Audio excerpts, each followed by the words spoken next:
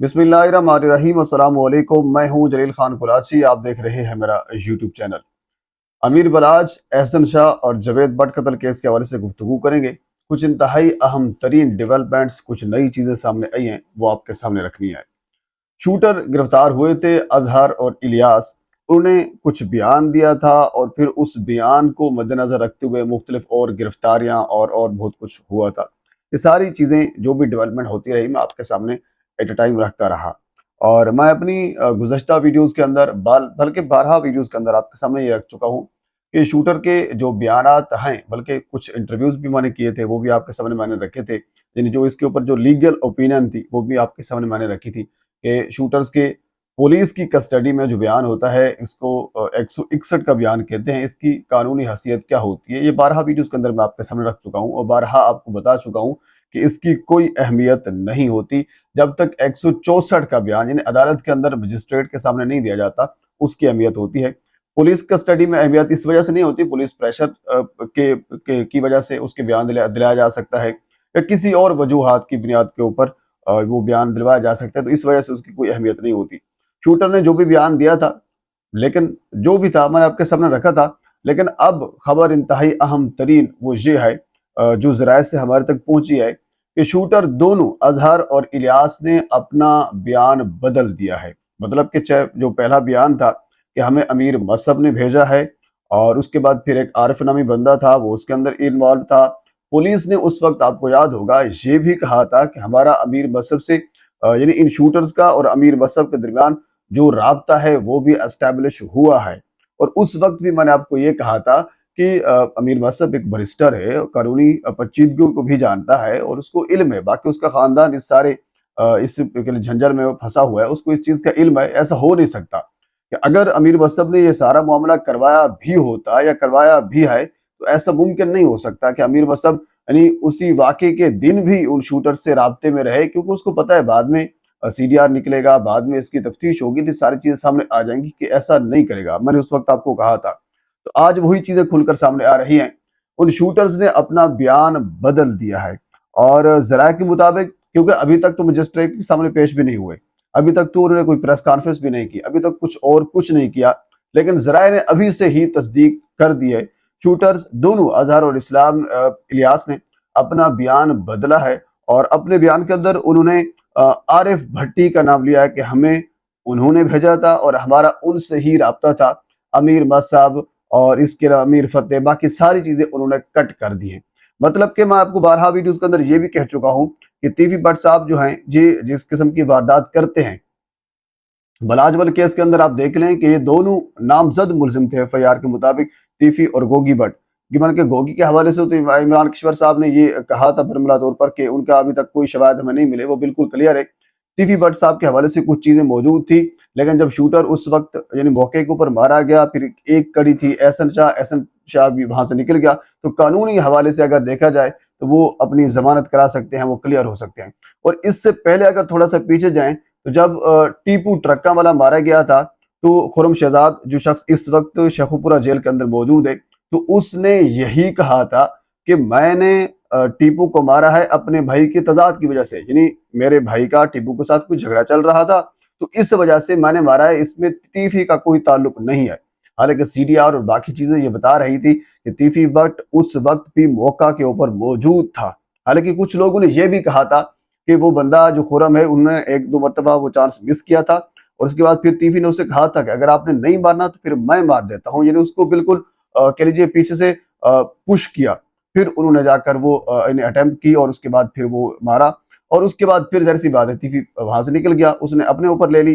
तो उसी चीज को, उसी मॉडल को मद्देनजर रखते हुए अमीर बलाज और बाकी बलाज खानदान ने ये जो सारी चीजें हैं वो उसको अपनाई है। यानी कि आरिफ भट्टी के ऊपर सारा मामला आ रहा है।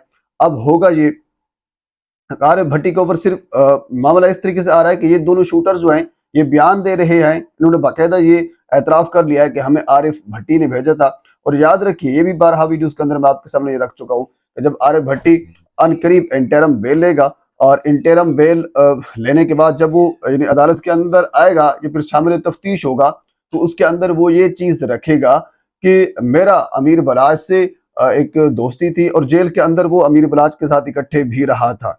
जब बलाच ने फायरिंग करवाई थी तीफी भट्ट साहब के ऊपर, उसके बाद फिर आपको याद होगा अमीर बलाच जेल के अंदर चला गया था, तो जेल से उनकी दोस्ती हुई थी इस आर्य भट्टी के साथ, और उसके बाद फिर आर्य भट्टी उनका बॉडीगार्ड भी रहा, ड्राइवर भी रहा, और बहुत कुछ उनके साथ इस तरह की ताल्लुकदारी होती है वो उनकी निभाता रहा। तो अब यही होगा, आर्य भट्टी यही कहेगा कि मेरा अमीर बलाच से एक ताल्लुक है, एक दोस्ती है, तो उस दोस्ती को मद्देनजर रखते हुए मैंने अटेम्प्ट की है। इसमें अमीर फतेह का, अमीर मसहब का, कैसर बट का कोई ताल्लुक नहीं है। तो जो FIR पहले कटाई गई थी जिसके अंदर 2 लोग शामिल नामजद किया गया था, अमीर फतेह और अमीर इस कैसर बट को, वो उन शूटर्स के बयान की वजह से मशकूक हो गई थी। और उसके बाद फिर शूटर के बयान आए थे जिसमें अमीर मसहब को नामजद किया गया था, आरिफ भट्टी को नामजद किया गया था, और इसके साथ कुछ लोग और भी थे, उनको यानी उस शूटर के बयानात को मद्देनजर रखते हुए ये रखा गया था।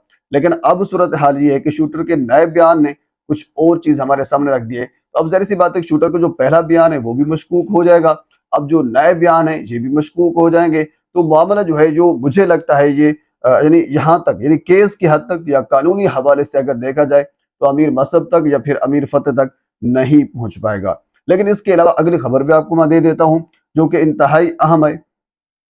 ज़राए ने इस चीज की तस्दीक किया है कि अब लाहौर के अंदर एक और तीसरा ग्रुप जो है वो मुतहर्रिक हो चुका है, वो सरगर्म हो चुका है। अब वो एक नई वारदात जो है वो डलवा सकता है किसी के थ्रू भी, चाहे वो अमीर मसहब साहब यानी बलाच खानदान की जानब से की जाए, या फिर तीफी भट्ट साहब की यानी जो ग्रुप है उनकी जानब से की जाए।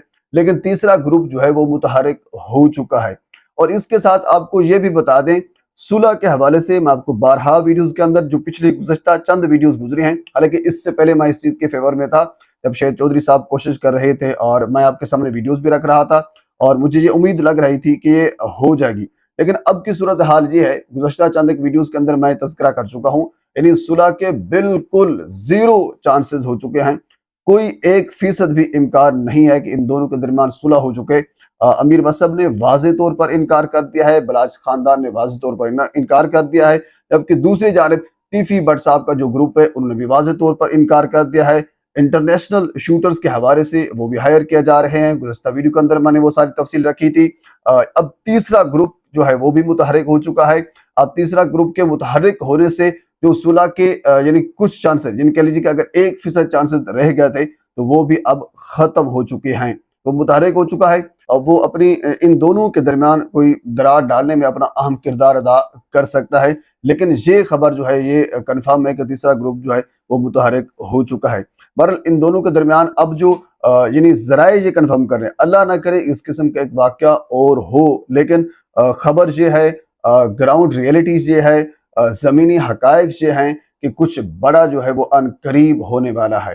अब वो एक बड़ा जो है वो किस खानदान की जानिब से हो सकता है, किसका हो सकता है, ये अपनी जगह पे एक सवाल निशान मौजूद है। लेकिन ज़मीनी हकायक जो हैं या फिर ज़राए इस चीज़ को कन्फर्म कर रहे हैं कि आने वाले कुछ दिनों में, हालांकि हम ये तवक्को कर रहे थे कि पुलिस इसमें काबू पाएगी, इस किस्म के मामलात को कंट्रोल करने में काबू पा चुकी है, जिस किस्म की वो गिरफ्तारियां कर रहे थे पाकिस्तान से, पाकिस्तान के मुख्तलिफ शहरों से, और इसके अलावा फिर कुछ गिरफ्तारियां बैरून मुल्क ममालिक से भी की गई थी। तो हम ये तवक्को कर रहे थे कि इसके ऊपर काबू पा लिया जाएगा। लेकिन अब ग्राउंड रियलिटी ये है कि आने वाले कुछ दिनों में अल्लाह ना करे किसी और किस्म का एक बड़ा हादसा रूनुमा हो सकता है। बहरहाल जो भी डेवलपमेंट सामने आती है इन तमाम तर केसेस के हवाले से मैं जरूर आपके सामने शेयर करूंगा। एक मरतबा आपसे गुजारिश है मेरे चैनल को सब्सक्राइब कर दें ताकि आने वाली हर इंफॉर्मेटिव वीडियो आप तक पहुंच सके। अल्लाह हाफिज।